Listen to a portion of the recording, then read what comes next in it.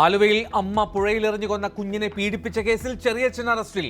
കുഞ്ഞ് 2 വയസ്സ് മുതൽ ലൈംഗിക പീഡനത്തിനിര.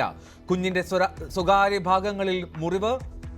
കുട്ടി മരിക്കുന്നതിന്റെ തലേന്നും പീഡനത്തിന് ഇരയായി. പ്രതി ലൈംഗിക വൈകൃതത്തിന് അടിമയെന്ന് സൂചന.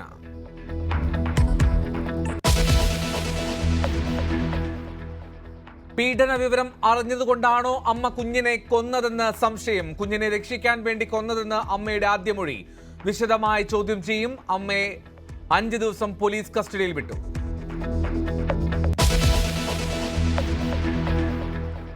ദേശീയപാത ഇടിഞ്ഞതിൽ കടുത്ത നടപടിയുമായി കേന്ദ്രം. കരാറുകാരായ KNR കൺസ്ട്രക്ഷനെ ഡീബാർ ചെയ്തു. കൺസൾട്ടന്റ് കമ്പനിക്കും വിലക്ക്. പ്രൊജക്ട് മാനേജർക്കും ടീം ലീഡർക്കും സസ്പെൻഷൻ. പദ്ധതി രേഖയിൽ തന്നെ അപാകതയുണ്ടെന്ന് സമ്മതിച്ച് ഹൈവേ അതോറിറ്റി. കണ്ണൂർ കുപ്പത്ത് ആശങ്ക. ഇന്നും മണ്ണിടിച്ചിൽ. കാസർഗോഡ് കുളിയങ്കാലിൽ ദേശീയപാതയിൽ വിള്ളൽ. മലപ്പുറത്തും കണ്ണൂരിലും UDF പ്രതിഷേധം.